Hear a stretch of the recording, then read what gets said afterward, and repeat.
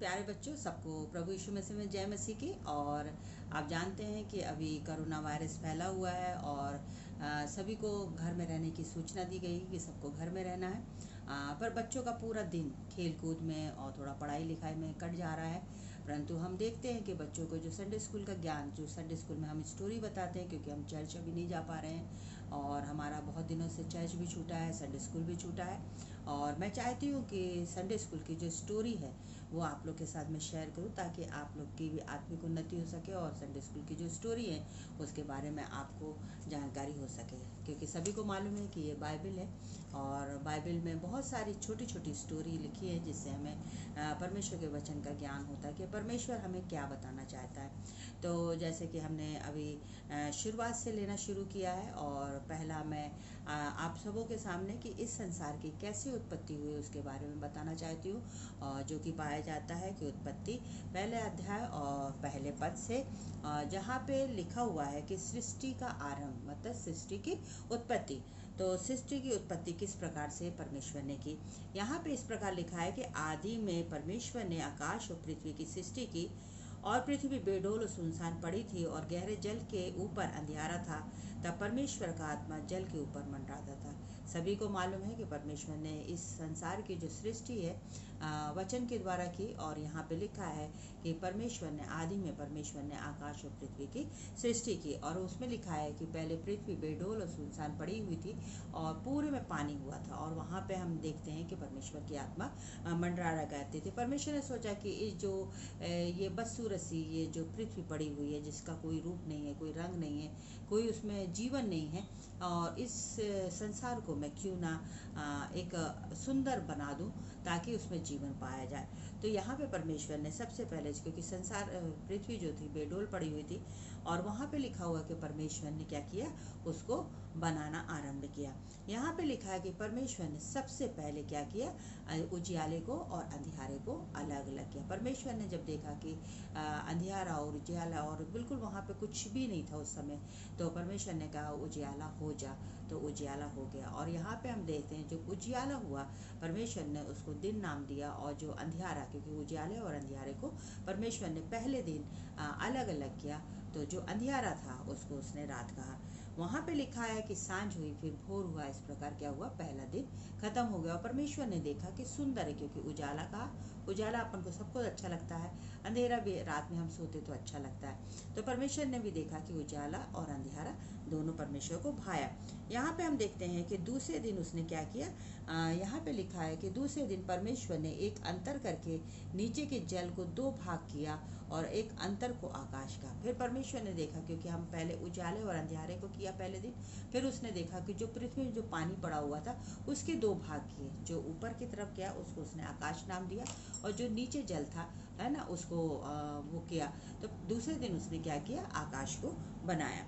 फिर इसके बाद हम देखते हैं कि तीसरे दिन आकाश के नीचे के जल को कहा कि इकट्ठा हो, और जो भूमि दिखाई दी है उसको उसने, भूमि को उसने क्या कहा, भूमि नाम दिया।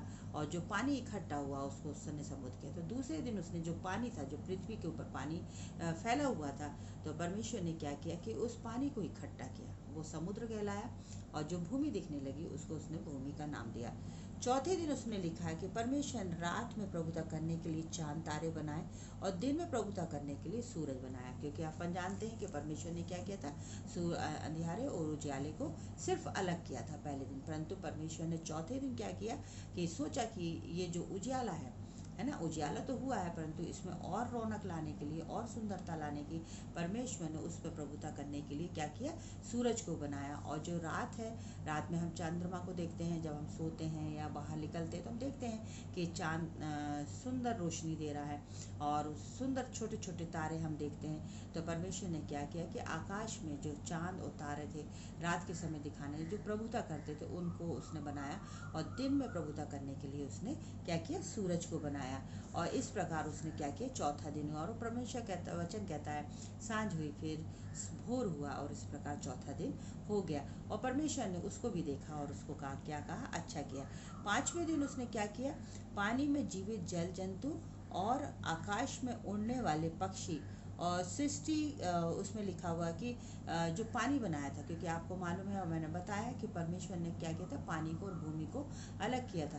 तो यहाँ पे हम देखते हैं कि परमेश्वर ने सोचा कि ये पानी है जिसमें कोई अभी हलचल नहीं है, सूखी पानी भरा इकट्ठा है। तो परमेश्वर ने सोचा कि इस पानी के जो जीव जंतु है, जैसे मछली है, कछुआ है, बहुत प्रकार की प्रजाति के हम जीव जंतु, जो जल जंतु है वो हम देखते हैं। और ऐसे ही परमेश्वर ने आकाश में, यदि हम देखें तो यदि खाली रहता तो आकाश इतना सुंदर नहीं दिखता है, परंतु परमेश्वर ने सोचा कि इस आकाश को जो खुले में है, इसमें क्यों ना मैं सुंदर सुंदर पक्षियों को बनाऊं जो आकाश में उड़ते हैं। मतलब परमेश्वर जो कुछ भी सोच रहा था बहुत सुंदर सोच रहा था।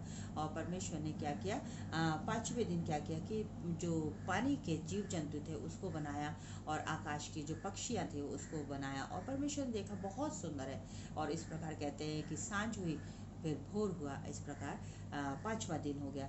फिर छठवें दिन हम देखते हैं कि परमेश्वर ने क्या किया कि जो जीव, क्योंकि भूमि थी वो भी सूखी ही पड़ी हुई थी, हम देखते हैं कि यहाँ पे परमेश्वर ने क्या किया, क्योंकि पहले दिन हम मतलब उसमें हम देखते हैं कि जब तीसरे दिन परमेश्वर ने जल बनाया था और भूमि को अलग किया था, तो भूमि खाली पड़ी थी। उस समय परमेश्वर ने क्या किया था, उसमें पेड़ पौधे सारे प्रकार की, हर प्रकार के बीज के अनुसार उसमें पेड़ लगाया था, ताकि वो जो ज़मीन है वो भी सुंदर दिखे। तो परमेश्वर हर चीज़ों को सोच रहा था।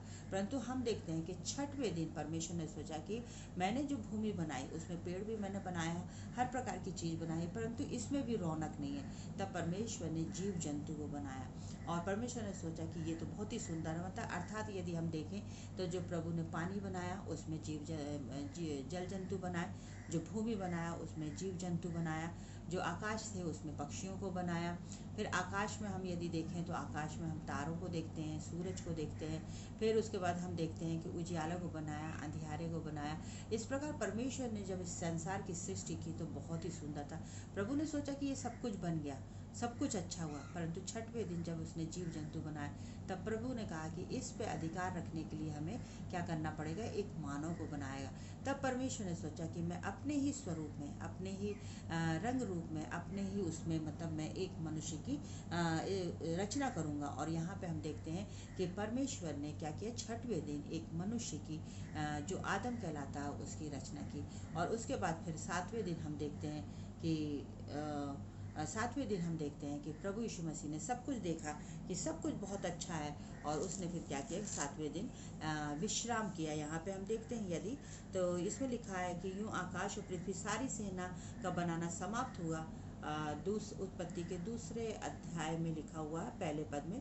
और परमेश्वर ने अपना काम जिससे कि वो करता था सातवें दिन समाप्त किया, और उसने अपने किए सारे काम सातवें दिन करके विश्राम किया।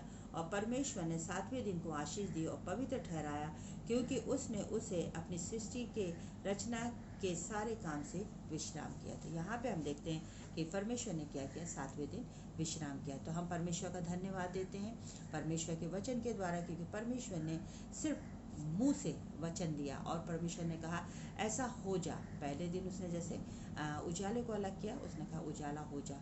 फिर उसने कहा अंधियारा हो जा, अंधियारा हो गया। फिर उसने कहा कि जीव जंतु बन जा, जीव जंतु बन जाए। फिर उसने कहा जल जंतु बन जा, जल जंतु। उसने जो कुछ भी किया, परमेश्वर ने जो कुछ भी बनाया बहुत सुंदर बनाया। और परमेश्वर ने हर दिन जब उस रचना को किया तो परमेश्वर कहता है कि बहुत अच्छा लगा। प्रभु को क्या लगा, वो बहुत अच्छा लगा। और प्रभु कहते इस प्रकार सांझ हुई फिर भोर हुआ, ऐसे ऐसे करके उसने 7 दिन में इस सारी सृष्टि की रचना की। तो आप प्रिय बच्चों, आपको मालूम होना चाहिए कि हमारा परमेश्वर बहुत महान है। परमेश्वर के हाथ में वो सामर्थ है और परमेश्वर ने सिर्फ मुंह से कहा और वो सारी चीज़ें हो गई। तो परमेश्वर पर हमें विश्वास करना है कि इतना सामर्थ्य परमेश्वर है जिसकी हम आराधना करते हैं, जिसकी हम स्तुति करते हैं। सचमुच में वो बहुत महान है। उसके काम जो है बहुत सामर्थ्य है, उसके कार्य जो है वो एक आश्चर्यचकित करने वाले हैं, जिस पे हम कभी भरोसा नहीं कर सकते। पर परमेश्वर ने हमारे लिए, हमारी सुख सुविधाओं के लिए ये सारी चीज़ें बनाई। और आज हम देखते हैं कि हमें पीने के लिए पानी है, खाने के लिए भोजन है ना, रहने के लिए सब कुछ प्रभु ने हमारे लिए व्यवस्था की है, क्योंकि परमेश्वर क्या करता है, हमसे बेहद प्रेम करता है। तो हमें भी क्या करना है, अपने परमेश्वर से उतना ही प्रेम करना है। ताकि हम परमेश्वर की उस गहराई को समझें। तो ये हमारा आज का पहला अध्याय है जहाँ परमेश्वर की हमने सृष्टि के बारे में सुना है और सीखा है। तो आप बराबर इस बात को ध्यान रखें और हर दिन आप बाइबल को खुद पढ़ेंगे और पढ़ने के बाद उसकी स्टडी करेंगे और स्टडी करने के बाद आपको ये मालूम होगा कि परमेश्वर कितना अद्भुत है ना। तो आप सबों को प्रभु यीशु मसीह में जय मसीह की। और पास्टर आंटी और मैं मधु पास्टर आंटी हूँ और मेरे तरफ से आप सबों को ढेर सारी शुभकामनाएं और आप लोग आशीषित हो। Goodbye. जय मसीह की।